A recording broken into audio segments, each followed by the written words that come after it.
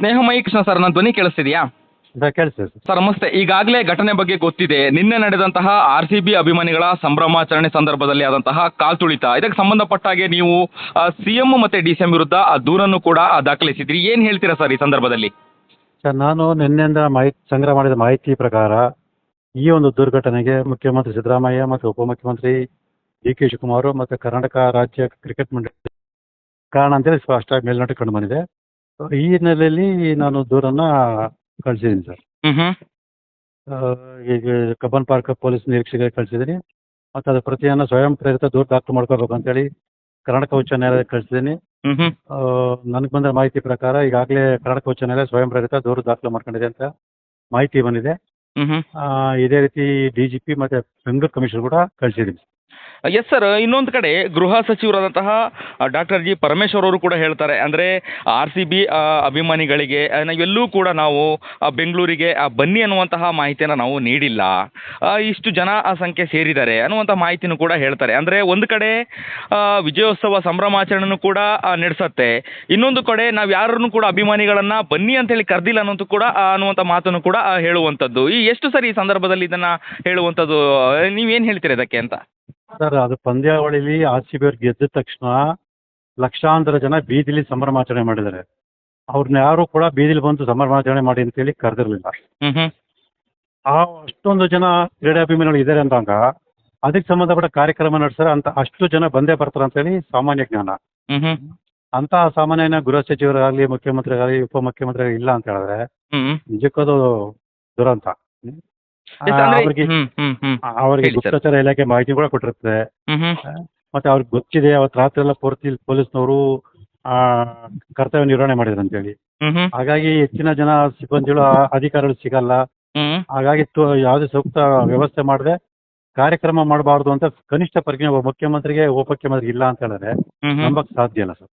S. ಆಮೇಲೆ ಈಗ ಸಿಕ್ಕಿರುವಂಥ ಮಾಹಿತಿ ಅಂದರೆ ಏನು ಮುಂಚಿತವಾಗಿ ತಯಾರಿಗಳನ್ನು ನಡೆಸ್ಕೊಳ್ಳದೆ ಮಾಡ್ತಿರೋದು ಒಂದು ಕಡೆ ಆದರೆ, ಎರಡೆರಡು ಕಡೆ ಅಂದರೆ ವಿಧಾನಸೌಧದ ಮುಂಭಾಗ ಕಾರ್ಯಕ್ರಮ ಮಾಡಿ ಇಲ್ಲಿಂದ ಮತ್ತೆ ಏನು ವಿಜಯೋತ್ಸವ ಮೆರವಣಿಗೆ ಹೋಗುವಂಥದ್ದಾಗಿರಲಿ, ಅಥವಾ ಅಲ್ಲಿ ಅಂದರೆ ಏನು ಚಿನ್ನಸ್ವಾಮಿ ಕ್ರೀಡಾಂಗಣದಲ್ಲಿ ಕೂಡ ಮಾಡುವಂಥದ್ದು, ಎರಡು ಕಡೆ ಬ್ಯಾಲೆನ್ಸ್ ಮಾಡಲಿಲ್ಲ ಅಂದರೆ ಪೊಲೀಸ್ ಭದ್ರತೆ ವೈಫಲ್ಯ ಆಗಿದೆ ಅನ್ನುವಂತಹ ಮಾಹಿತಿ ಈಗ ಸದ್ಯ ಅಂದರೆ ಎಲ್ಲರ ಆಕ್ರೋಶಕ್ಕೆ ಕಾರಣವಾಗ್ತಿದೆ ಅಂತ ಹೇಳ್ತಿದ್ದಾರೆ. ಸರ್, ಏನು ಹೇಳ್ತೀರಾ ಇದಕ್ಕೆ ಅಂತ ಹೇಳಿ?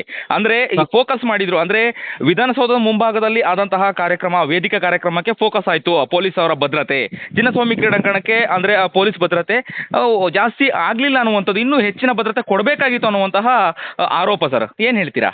ಅದನ್ನ ನಾನು ಹೇಳ್ತಾ ಇರೋದು, ಚಿನ್ನಸ್ವಾಮಿ ಕ್ರೀಡಾಂಗಣದಲ್ಲಿ ಒಂದೇ ಒಂದು ಕಾರ್ಯಕ್ರಮ ಮಾಡಿದ್ರೆ ಬಹುಶಃ ಎಲ್ಲಾ ಪೊಲೀಸ್ ಅಧಿಕಾರಿಗಳು ಸಿಬ್ಬಂದಿಗಳು ಅಲ್ಲಿ ನೇಮಕ ಮಾಡ್ತಿದ್ರು. ಆದ್ರೆ ಇಲ್ಲಿ ಚಿನ್ನಸ್ವಾಮಿ ಕ್ರೀಡಾಂಗಣದಲ್ಲಿ ಕಾರ್ಯಕ್ರಮ ಆಯೋಜನೆ ಮಾಡಿದ ನಂತರ ಈ ಸರ್ಕಾರದವರು ವಿಧಾನಸೌಧದಲ್ಲಿ ಈ ಕಾರ್ಯಕ್ರಮ ಮಾಡಿದ್ರಿಂದನೇ ಅಲ್ಲಿದ್ದ ಪೊಲೀಸ್ ಎಲ್ಲರೂ ಕೂಡ ಇಲ್ಲಿಗೆ ನಿಯೋಜನೆ ಆದರು. ಓಕೆ. ಈ ಕಾರಣದಲ್ಲೇ ಇಲ್ಲಿ ಚಿನ್ನಸ್ವಾಮಿ ಕ್ರೀಡಾಂಗಣದಲ್ಲಿ ದುರಂತ ನಡೆಯೋದಕ್ಕೆ ಕಾರಣ ಆಗಿದೆ. ಈ ಹಿನ್ನೆಲೆಯಲ್ಲೇ ನಾನು ಇವ್ರ ಕಾರಣ ಅಂತೇಳಿ ಸ್ಪಷ್ಟವಾಗಿ ಹೇಳಿರುತ್ತದು. ಚಿನ್ನಸ್ವಾಮಿ ಕ್ರೀಡಾಂಗಣದಲ್ಲಿ ಕಾರ್ಯಕ್ರಮ ಆಯೋಜನೆ ಆಗಿರ್ಬೇಕಾದ್ರೆ ಜನ ಎಲ್ಲ ಲಕ್ಷಾಂತರ ಜನ ಸೇರಿರ್ಬೇಕಾದ್ರೆ ವಿಧಾನಸೌಧದ ಮುಂದೆ ಕಾರ್ಯಕ್ರಮ ನಡೆಸುವಂತ ಅಗತ್ಯ ಇರಲಿಲ್ಲ. ಅವ್ರಿಗೆ ಅಷ್ಟು ಅಭಿಮಾನ ಇದ್ದಾರೆ, ಸರ್ಕಾರ ಅವರು ಅಲ್ಲೇ ಚಿನ್ನಸ್ವಾಮಿ ಕ್ರೀಡಾಂಗಣದಲ್ಲಿ ಹೋಗಿ ಅಲ್ಲೇ ಅವ್ರನ್ನ ಸನ್ಮಾನಿಸಬಹುದಾಗಿತ್ತು. ಸೊ ದಿಢೀರ್ ಅಂತೇಳಿ ಇಲ್ಲಿ ಕಾರ್ಯಕ್ರಮ ರೂಪಿಸಿದ್ದೆ ಈ ಸಮಸ್ಯೆ ಮೂಲ ಕಾರಣ. ಎಸ್, ದಿಢೀರ್ ಅಂತ ಹೇಳುವಾಗ ಹಿಂದಿನ ದಿನ ಆ ಸಂಭ್ರಮಾಚರಣೆ ಮಾಡಿದ್ರು, ಪೊಲೀಸ್ ಭದ್ರತೆ ಅಂದ್ರೆ ರಾತ್ರಿ ಇಡೀ ಕೂಡ ಬಂದೋಬಸ್ತಲ್ಲಿದ್ರು ಪೊಲೀಸ್ ಸಿಬ್ಬಂದಿಗಳು, ಅಭಿಮಾನಿಗಳು ಕೂಡ. ಏಕಾಏಕಿಯಾಗಿ ಮಾರನೇ ದಿನ ಕಾರ್ಯಕ್ರಮ ತರಾತುರಿಯಲ್ಲಿ ಆಯ್ತು, ಈ ಘಟನೆ ಆಯ್ತು ಅಂತ ಹೇಳ್ತಿದ್ರೆ ಹೇಗೆ ಅಂತ? ಅದೇ ಸರ್, ತರಾತುರಿಯಲ್ಲಿ ದಿಢೀರ್ ಅಂತೇಳಿ ಅವರು ಏನು ಆ ಮಧ್ಯರಾತ್ರಿ ಜನರ ಸಂಭ್ರಮ ಆಯ್ತು, ಅದನ್ನ ತಮ್ಮ ರಾಜಕೀಯ ಲಾಭಕ್ಕೆ ಬಳಸ್ಕೊಳ್ಳೋಕ್ಕೋಸ್ಕರ ಸರ್ಕಾರ ಮಾಡಿದ ದುಡುಕಿನ ನಿರ್ಧಾರ ಮತ್ತು ನಿರ್ಲಕ್ಷ್ಯದಿಂದ ದುರಂತ ಆಗಿರೋದು.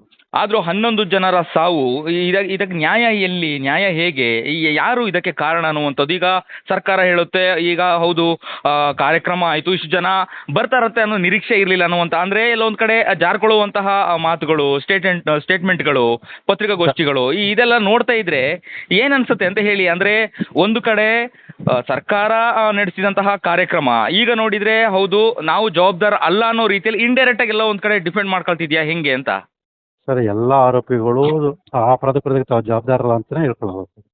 ಈಗ ನೋಡಿ, ತಮಿಳುನಾಡು ಅಲ್ಲು ಅರ್ಜುನ್ ಅವರು ಬರೀ ಚಿತ್ರಮಂದಿರಕ್ಕೆ ಬಂದಾಗ ಅಲ್ಲು ಅರ್ಜುನ್ಗೆ ಆ ನಿರೀಕ್ಷೆ ಇರಲಿಲ್ಲ. ಹಾಗಂದ್ಬಿಟ್ಟು ಅವ್ರ ಮೇಲೆ ಹೆಂಗೆ ಕೇಸ್ ಯೂಸ್ ಮಾಡಿ ಅವ್ರನ್ನ ಇಮಿಡಿಯೇಟ್ ಅರೆಸ್ಟ್ ಮಾಡೋ ಅಂತ ಕೆಲಸಗಳು ಮಾಡಿದ್ರು. ಅಲ್ಲಿ ಬರೀ ಒಬ್ಬರು ಸತ್ತದಕ್ಕೆ ಅಷ್ಟೊಂದು ಗಂಭೀರ ತಗೊಂಡಿದೆ ಸರ್ಕಾರ. ಇಲ್ಲಿ 11 ಜನ ಸತ್ರು ಕೂಡ ಅದ್ರ ಬಗ್ಗೆ ಗಂಭೀರತೆ ಕಾಣ್ತಾ ಇಲ್ಲ. ಸೊ ಇಲ್ಲಿ ಗೊತ್ತಾಗುತ್ತೆ ಕಾನೂನು ಇಡೀ ದೇಶಕ್ಕೆ ಒಂದು, ತಮಿಳುನಾಡಿಗೆ ಬೇರೆ, ಕರ್ನಾಟಕಕ್ಕೆ ಬೇರೆ ಅಲ್ಲ. ಆದ್ರೆ ಅಧಿಕಾರಿಗಳ ಮನಸ್ಥಿತಿ ಇದೆಯಲ್ಲ ಅದು ಬೇರೆ ಬೇರೆ ಇದೆ. ಸೊ ಇದನ್ನ ಅಲ್ಲಿ ಗಮನಿಸಬೇಕಾಗುತ್ತೆ. Yes sir. ಆಮೇಲೆ ಈ ಹಿಂದೆನೂ ಕೂಡ ದೊಡ್ಡ ಮಟ್ಟದಲ್ಲಿ ಲಕ್ಷಾಂತರ ಮಂದಿ ಅಭಿಮಾನಿಗಳಾಗಿರ್ಬೋದು, ಕಾರ್ಯಕರ್ತರು ಕೂಡ ಸೇರಿ ಕಾರ್ಯಕ್ರಮಗಳಾಯಿತು.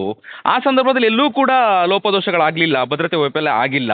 ಹಿಂದೆ ಕೋಲ್ಕತ್ತಾ ಆಗಿರ್ಬೋದು ಅಥವಾ ಅಹಮದಾಬಾದಲ್ಲೂ ಕೂಡ ಆಗಿರ್ಬೋದು, ಅಲ್ಲಿ ಒಂದು ಪೊಲೀಸ್ ಭದ್ರತೆ ಚೆನ್ನಾಗಿತ್ತು. ಇಲ್ಲಿ ಯಾಕೆ ಸೋತ್ರು ಅನ್ನುವಂಥ ಒಂದು ಈಗ ಅಭಿಮಾನಿಗಳಾಗಿರ್ಬೋದು ಅಥವಾ ಸಾರ್ವಜನಿಕರ ಆಕ್ರೋಶಕ್ಕೆ ಕಾರಣವಾಗ್ತಿರುವಂಥದ್ದು ಸ್ನೇಹಮಯಿ ಕೃಷ್ಣ ಸರ್ ಅವರು. ಅದೇ ಸರ್, ಅಲ್ಲಿ ಸರ್ಕಾರಗಳು ಕಾನೂನು ಪ್ರಕಾರ ವ್ಯವಸ್ಥಿತವಾಗಿ ಕಾರ್ಯಕ್ರಮ ರೂಪಿಸೋಣ, ಅಲ್ಲಿ ಯಾವುದೋ ನಡೀಲಿಲ್ಲ, ದುರಂತ ನಡೀಲಿಲ್ಲ.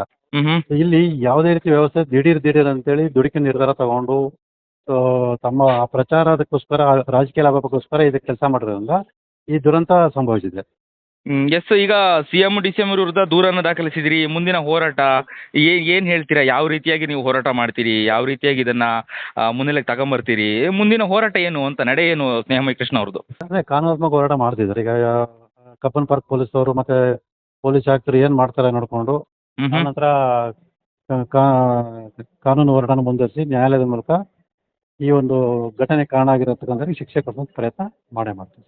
S sir, thank you sir, ಧನ್ಯವಾದಗಳು ಸರ್. ಕರ್ನಾಟಕ ಟಿವಿಯೊಂದಿಗೆ ಮಾತಾಡಿ. ನಾನು 86 kg ಇದ್ದವಳು 71 kg ಬಂದಿದ್ದೀನಿ. ವಯಸ್ಸಾದ್ಮೇಲೆ ಸ್ಮಾರ್ಟ್ ಆಗಿ ಕಾಣ್ತೀರಾ ಅಂದ್ರೆ ಜಿನ್ನಿ. 126 kg ವೇಟ್ ಇದ್ದು ನಾವು ಈಗ 114 kg ಲೆಕ್ಕ ಬಂದಿದ್ದೀವಿ. ಯಾವುದೇ ಸೈಡ್ ಎಫೆಕ್ಟ್ ಆಗಿಲ್ಲ. 84ರಿಂದ 50 kg ಬಂದೆ. ಆಮೇಲೂ ಸಣ್ಣಗೆ ಫಿಟ್ ಆಗಿದ್ದೀನಿ. ಅದಕ್ಕೆ ನಾನು ಯೂಸ್ ಮಾಡ್ತಾ ಇರೋದು ಜೀನಿ ಸ್ಲಿಮ್.